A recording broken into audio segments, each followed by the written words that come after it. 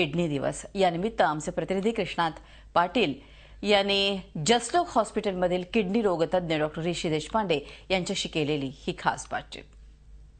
सर्वसामान्यतः आपण बघितलं तर आपल्या शरीराच्या वरचे जे रोग असतात ते आपल्याला दिसून येतात, परंतु शरीराच्या आतले जे किडनी असू दे किंवा हृदयाच्या संबंधातले जे आजार आहेत ते आपल्याला सहजासहजी दिसून येत नाहीत.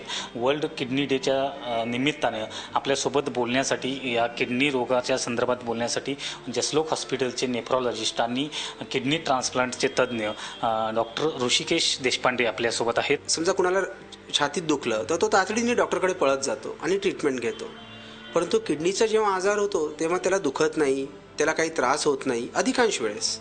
त्यामुळे बाय द टाईम तो डॉक्टरकडे जातो त्याचा आजार हा वाढलेला असतो आणि त्यामुळे डॉक्टर तो आजार पूर्णपणे बरा करण्यात असफल ठरतात आणि हा आजार पुढे वाढत एक दिवस त्याला डायलिसिसवरती घेऊन जातो. डायबिटीसची पुढची पायरी ही डायलिसिस असेल, तर त्यामुळे आपण या कशा पद्धतीने बघता या डायलिसिस आणि एकूणच डायबिटीसचे वाढणारे रुग्ण या संदर्भात? डायबिटीस जर का अनकंट्रोल राहिला तर अधिकांश पेशंट्समध्ये किडनीचा त्रास होतो आणि हा त्रास वाढत एक दिवस यांना डायलिसिसला सामोरं जावं लागतं. तर आमचं अवेअरनेस कॅम्पेनमध्ये मेन थीम हा आहे की डायबिटीज, ब्लड प्रेशर, किडनीचे स्टोन्स, युरिन इन्फेक्शन्स, औषधं जी किडनीला सहन होत नाहीत, असे काहीसे कॉमन आणि इझिली ट्रीटेबल आजार, कमीत कमी या आजारांसाठी 60 वर्षाच्या वरील लोकांनी वर्षातून एकदा स्वतःला तपासावं आणि यातलं काही आढळल्यास नियमितपणे औषध घ्यावी आणि किडनीचे आजार टाळावीत. ब्लड प्रेशर, किडनी स्टोन ही आजार आतमध्ये सायलेंट डॅमेज करत राहतात आणि हळूहळू किडनीला डॅमेज करत किडनी खराब करतात.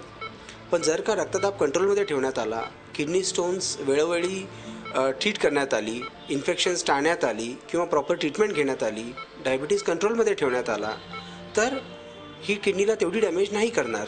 किडनी ट्रान्सप्लांटच्या संदर्भात देखील नवनवीन प्रयोग आता अस्तित्वात येतात. किडनीचे रुग्ण अनेक आहेत आणि त्यांना किडनी दान करू इच्छिणारे कमी आहेत. तर त्यामुळे या संकटावरती मार्ग कसा काढायचा म्हणून हे विविध उपाय.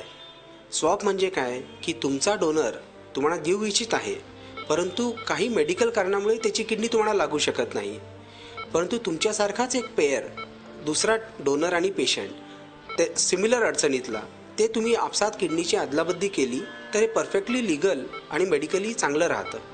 ह्याला म्हणतात स्वॅप ट्रान्सप्लांट. उदाहरणार्थ काय की ब्लड ग्रुप ज्याचा ओ आहे कुणालाही किडनी देऊ शकतो, पण घेताना त्याला ओ ग्रुपचीच घ्यायला पाहिजे.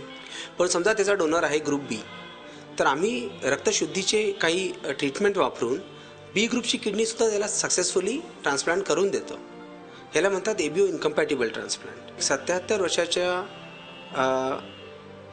पेशंटनी जेव्हा त्याच्या पेशंटच्या नातेवाईकांना आढळलं की आता ते ब्रेन डेड आहेत, त्यांनी त्यांची किडनी डोनेट करायचं ठरवलं आणि त्यातला एक किडनी ही आमच्या एका पेशंटला मिळाली. 45 वर्षाच्या माणसाला एक नवीन आयुष्य मिळालं. 6-7 वर्षापासून तो डायलिसिसवरती त्रास सहन करत होता. आज त्याची किडनी ऑलमोस्ट नॉर्मल झाली आहे, किडनी फंक्शन, आणि तो पुढे एक नॉर्मल आयुष्य जगायचे स्वप्न बघत आहे. आणि हे त्यामुळे शक्य झालं कारण त्या 77 वर्षाच्या पेशंटच्या नातेवाईकांना ही कल्पना होती की किडनी अशा प्रसंगात दान करता येते. कुठले साधे उपाय केले पाहिजेत की जेणेकरून आपण किडनीची जपणूक करू शकतो? फॅमिलीमध्ये कुणालाही किडनीचा आजार झाला असेल तुमच्या, तर तुमची किडनी रेग्युलरली चेक करणं हे तुमचं कर्तव्य आहे. तसं नसेल तरी कमीत कमी 40च्या वयानंतर काही वर्षाला नियमितपणे blood sugar, blood pressure check करणे नितांत गरजेचे आहे. कुणाला पेशंटला जर का लघवीत इन्फेक्शन वगैरे होत असेल तर त्यांनी किडनी स्टोन्स वगैरे रूल आउट केली पाहिजेत. त्याचप्रकारे काही औषधं जी किडनीला घातक असतात, उदाहरणार्थ भस्म वगैरे, ती अनसुपरवाइज्ड घेणे हे नक्कीच डेंजरस असेल. किडनीच्या संदर्भातले वाढणारे जे आजार आहेत यापासून जर बचाव करायचा असेल, आपल्याला त्यापासून या रोगांना दूर ठेवायचं असेल किडनीच्या, तर योग्य ती काळजी घेणं गरजेचं असतं.